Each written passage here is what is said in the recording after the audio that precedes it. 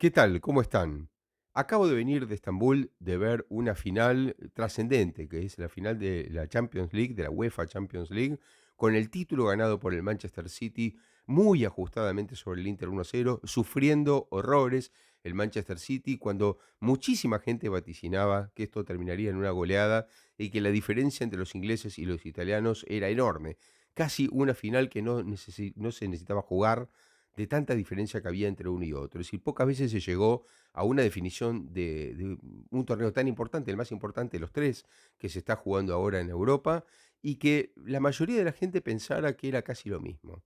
Sin embargo, nada que ver, no fue así. El propio Guardiola, en la conferencia de prensa previa del día anterior, en la que estuve también, anticipó que la cosa no iba a ser nada fácil, que el Inter es un equipo muy ordenado y que el partido se iba a complicar porque además el Inter ataca con 2 jugadores, se agrupa bien atrás, es un equipo muy disciplinado tácticamente y dijo algo que me parece clave.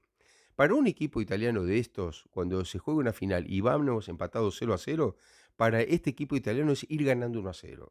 O sea que para mí y para mis jugadores, mientras no metamos el gol, estamos perdiendo el partido 0-1. Bueno, es una manera de verlo, no tiene por qué ser la verdad, pero sí que es una manera rara de verlo, ¿no?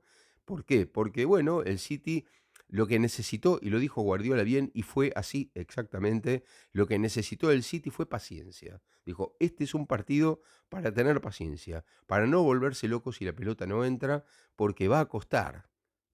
Y vaya si le costó al City. ¿Por qué si le costó mucho al City? ¿Por qué vaya si le costó?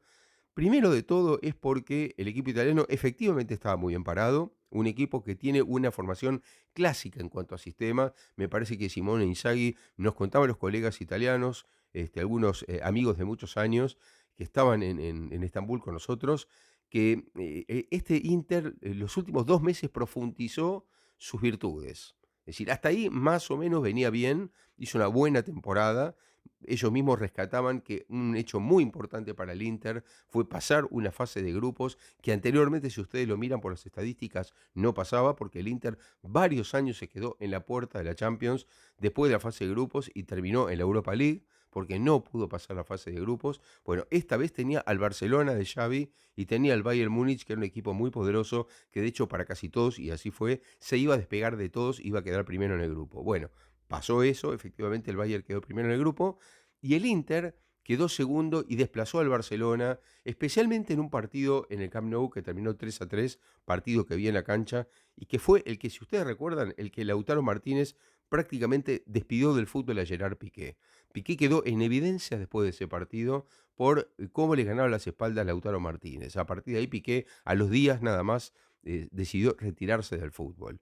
Bueno, así que eso fue lo que pasó con el Inter y muchos creen que esa confianza que adquirió el Inter después de pasar esa fase de grupos lo derivó primero en la semifinal contra el Milan, que fue un partido tremendo porque es un derbi milanés.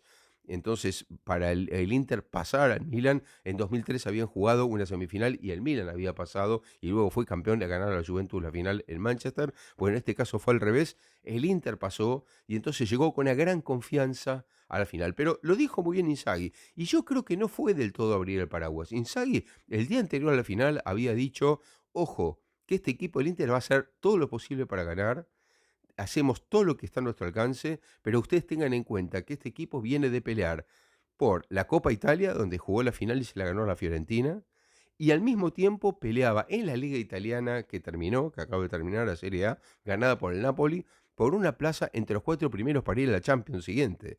Porque si el Inter no le ganaba en Estambul la final, como ocurrió al City, tenía que ir a la Champions siguiente solo por la Liga. Y entonces peleó hasta el final por llegar a la Champions por la Liga. O sea que el Inter tenía varios frentes que cumplir.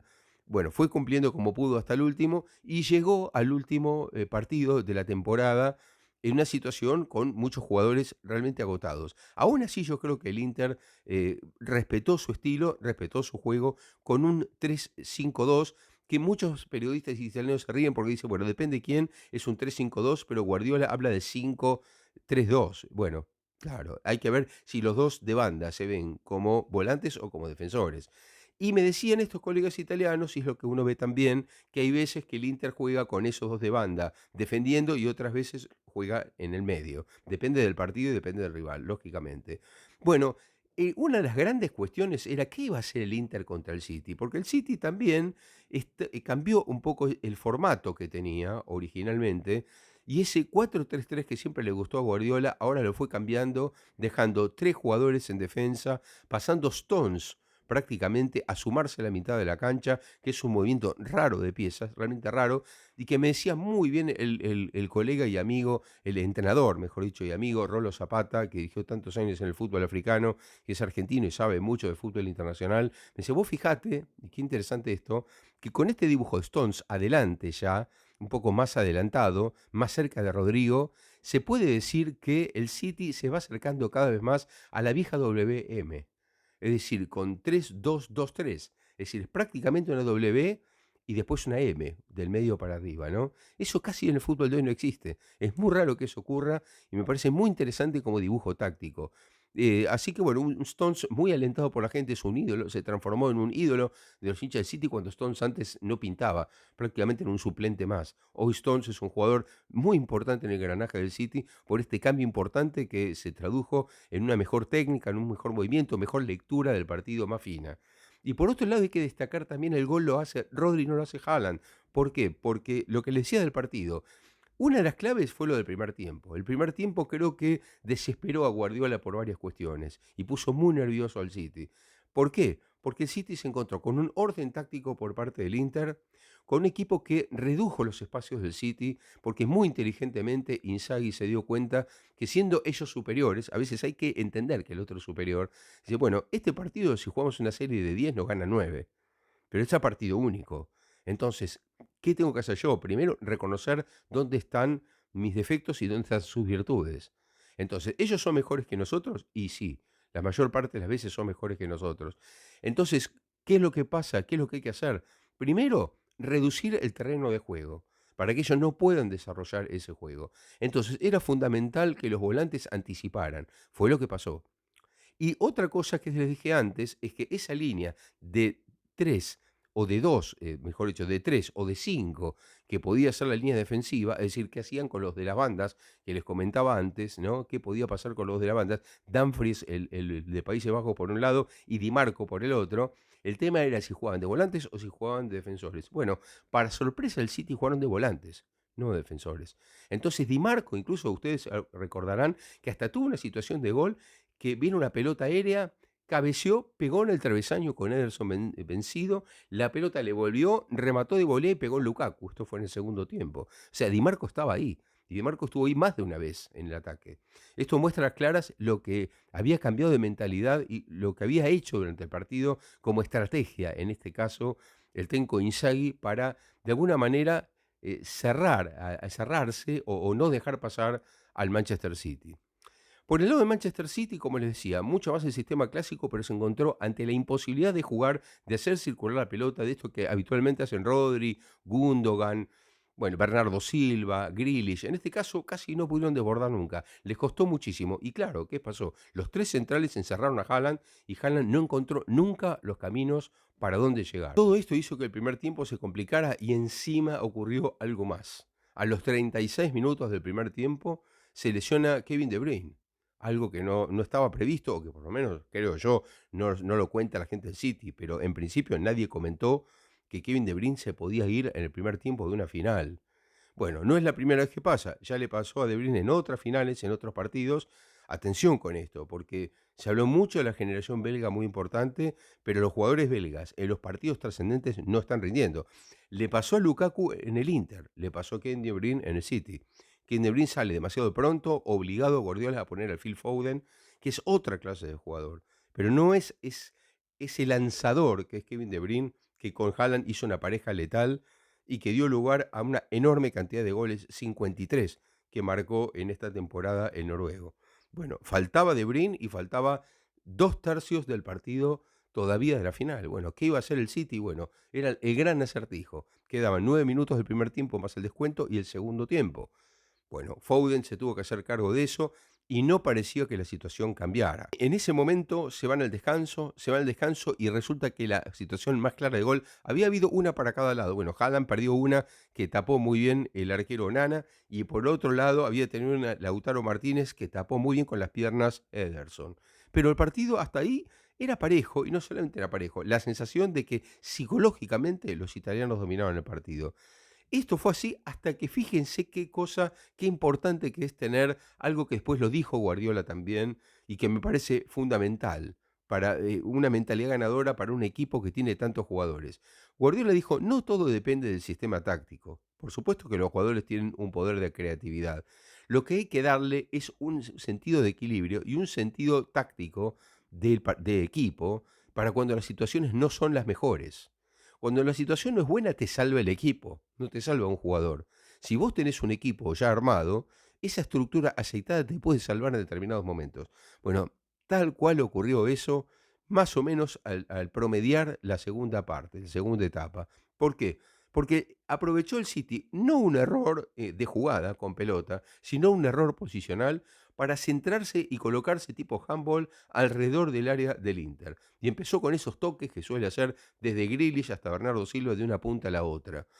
Esos toques, buscando el claro, buscando que alguien rematara, encontraron entre tantos pases a Rodri que llegó de atrás y sacó un remate seco contra un palo, al lado de un palo, y con ese gol el City terminó ganando el partido.